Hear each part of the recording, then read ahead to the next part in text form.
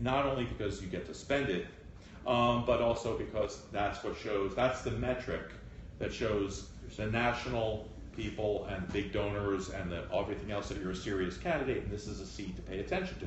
Which is why Mary Ellen was never able to get the investment from those people, because she didn't raise the seed money herself. My last race, I raised the most money of anybody, including Hillary's in-law and everyone, so we were good at this. And we have a much bigger network now, so I think we're going to raise a very good amount of money.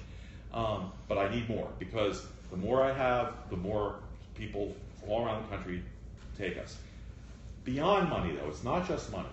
This is the one thing I didn't do last time, and that I think was a big mistake, because I was raising money all the time. But I didn't actually meet voters. Like, I didn't spend a lot of time meeting voters. I want to meet voters. So if there are people you know in the 7th District who want to have a thing like this at their house with their neighbors, I'd love to come and talk to them, and because people need to see who I am. That way they won't be scared when Pat Meehan runs a bunch of commercials. He's a communist, and you'd rather do it on a scale of like this than a bigger event? Oh, I'll do anything. I can do big, little, as many people as you can get together. But I want to start meeting voters and having them talk to their neighbors. We do have people in the 7th, but I just want to, some of the groups also feel like they don't want to get involved till after the primary. But you're basically saying if we have people, if there's indivisible groups like Mainland South and different ones like that, you want to meet with them, whether it's 20 or 50. I'll meet with anyone, and I would make the case that they should get involved before the primary for a couple of reasons.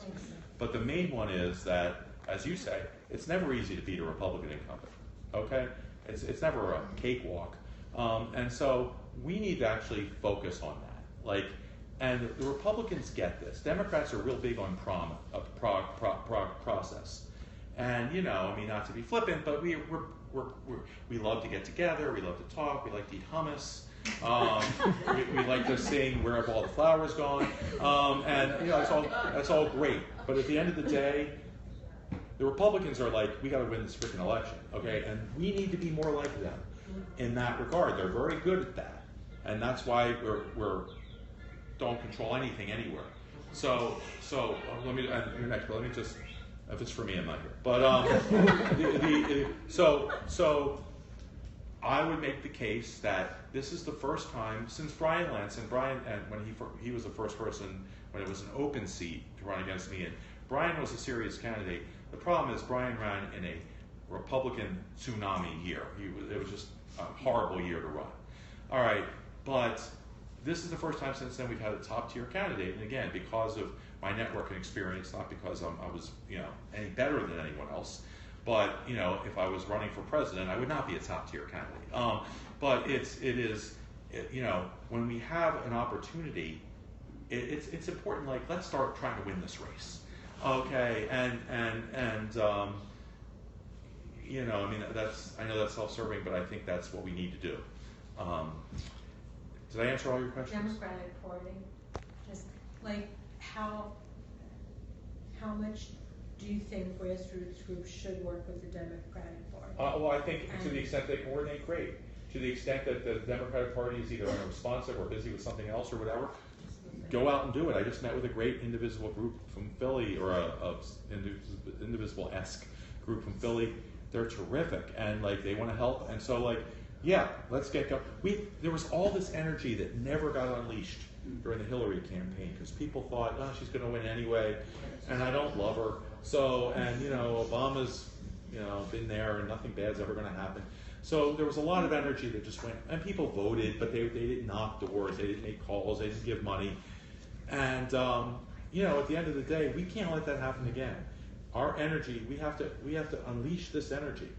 There's a lot of energy. We've seen it, but we have to unleash it in service, because any policy problem you have anywhere in government, there's one answer to: win more elections.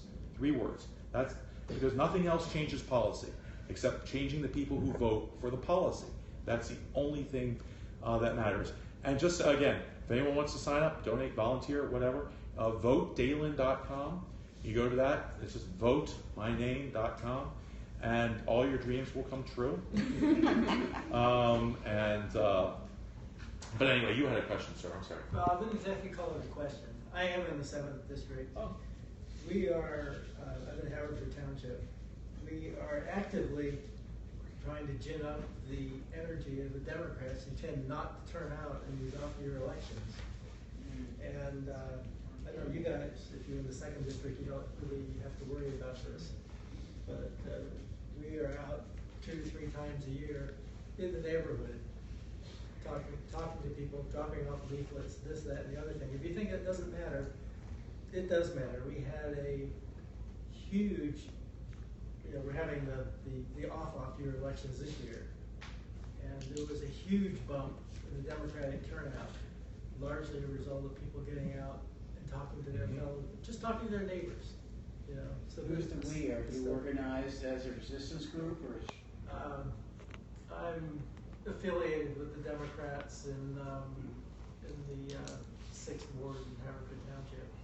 So I'm not an official member, but we go to meetings. No, you're exactly right. And I would say that the energy, I mean, when we did a resistance forum right around Inauguration Day in Upper Marion, I don't know if anyone went to it, but I just put a post on Facebook because people were asking me, what do we do? So I got some information, I got a panel, I'm like, let's give people some options. And so I just put a post on Facebook, and I thought we'd get 100 people, and we got 800 people showed up. And we're doing another one at St. Joe's University, MP. We're doing another one, do we have a date at St. Joe's University? This one's gonna be a little different.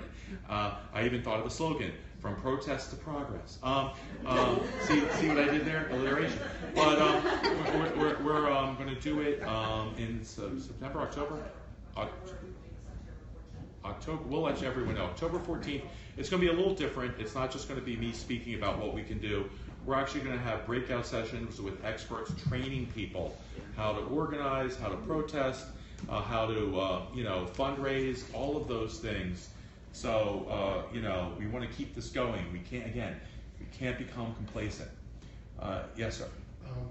Just a question some people know what I'm going to ask. When it comes to winning over people who might not be inclined to vote for you, one, if you've read Lakoff. George Lakoff, Don't yeah. Think I read Don't Think of an Elephant. It's about, a lot of it's about framing. What do you think of it? Well, I think framing is hugely important. We have to frame issues in a way that ties it to people's lives. Often as liberals, and I'm guilty of this too, we become sort of academic, and we don't talk about, like, if you're someone who's struggling to make ends meet, you have to take a second job, you don't know how your kid's going to go to college, you have to talk to people about those issues, and we didn't do that in 2016, frankly. But framing issues is hugely important. When I talk about gerrymandering, I mention gerrymandering, but I try to put in lines every time about they're stealing from you. That's what gerrymandering is. It's the theft of your vote and your voice. We're going to make sure that your vote never matters, okay? Because you're annoying and you vote the wrong way. So we're going to put you in a place that no one's ever going to care how you vote. Now, how does that not piss you off, right? Okay, so we have to put things in stark ways. We're not Trump isn't signing executive orders revoking the clean streams rule. He's signing something that allows them to pour poison into your stream. Do you want poison in your stream that your kids are playing in? Or that you're catching fish that you're eating, or whatever it is. We have to put things in stark terms. Republicans are good at that. Remember the death panels. All right. Now there turns out are no death panels under the Affordable Care Act, which was too bad. I was hoping to be appointed to one. I thought it'd be a fun hobby. But there were but they used the death tax, the things like that. So we have to start framing issues in stark ways that communicate what we mean and why it's dangerous. I agree with you 100%. I like George Lakoff. He just wrote a story in the New York Times Magazine recently. I read. I like what he says about the need to do that. I don't always agree with his actual framings, I think he's better at pointing out the problem than the solutions are. But I think it's we have to speak to people about in ways that resonate with them. Anything else? Yes, sir. One point to follow up what Nancy was asking about liberals. I think in that 2010 bloodbath, 60-some seats, only 4 of them were liberals that lost their seats, which I think is interesting. People like Pai, you mentioned, gone. So being Republican like too much in that election to keep Democrats in office. Yeah, I think there are exceptions. There are districts where that's a reasonable strategy. But I think generally speaking, the old cliche, if you give people a choice between voting for a Republican and a Republican, they'll vote for the Republican every time. Okay? I want, Tom Wolf won statewide on a very progressive platform. Barack Obama was perceived as very progressive. You can win elections as progressive. I think that where we suffered was, for example, John Kerry, who was a very distinguished, intelligent man, but as a candidate, I was for it before I was against it. I think John Kerry, who barely lost that election, would have won that election if he one time had said, you know what, here's my position on X. I know it's unpopular. If you don't like it, don't vote for me. That's how I feel. I'm not changing my mind because I believe this. Because it's not, he would have gotten the people who cared for the various issues one way or another, either vote for him or not. But the votes he would have gotten that he didn't get were the people who didn't care about the issue, but just wanted to see some spine. Okay? People like spine in politicians. Democrats stand for, and I think that's been lacking in Democratic politics. I agree. And maybe at the end of the day, the voters of the 7th District say, you know what, we don't want a higher minimum wage, or we don't want universal health care. Okay, and we want, I don't know, whatever the heck Trump's going to offer for health care, because it's going to be huge and terrific. If that's what they want, that's what they should have. That's what democracy is. But I don't want to pretend to be almost Pat Meehan, just not quite. And that, I just think that's not a good. I don't think it's politically smart. I don't think it's something I could do. I just don't think that's what the people are hungry for right now, because that's not authentic. Okay, that's not. And people want someone who's authentic, which is why Bernie Sanders called himself a socialist. And I was wrong about this, but he probably would have won the presidential election. I don't know. We'll never know. How come you would have won the presidential nomination, but you couldn't win the Democratic? Well, in part because I was wrong, and I think I represent the views of a lot of people. I don't know if I was wrong, but I'm open to the possibility I was wrong, which is that I thought he was unelectable. And part of it was, your childhood has a big influence on you.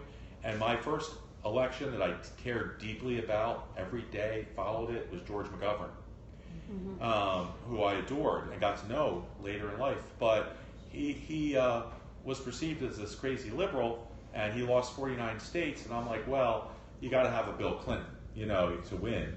And I thought Bernie Sanders would be another McGovern. The mistake I made is, now we still don't know, because there was a lot of things that Bernie, individual things that he did that in 30-second attack ads would have been pretty powerful. He voted against Megan's Law, voted against Amber Alert, like stuff like that. But putting all that aside, people responded to his authenticity, whereas George McGovern was very authentic, but authenticity was not what they were looking for in 1972. They were looking for something else. In 2000, after 9/11, 2002, 2004, they were looking, people are looking for different things in history. But today, and I know I'm not electable in every district, and I know I'm not electable in every year, perhaps, but in the 7th, let's say. But I think what they're looking for now is what matches up perfectly with what I have. So anyway, thank you so much for taking the time. I really appreciate it.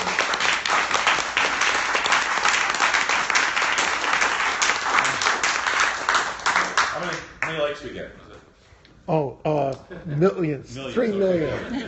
I mean, huge. Vote Daylin.com.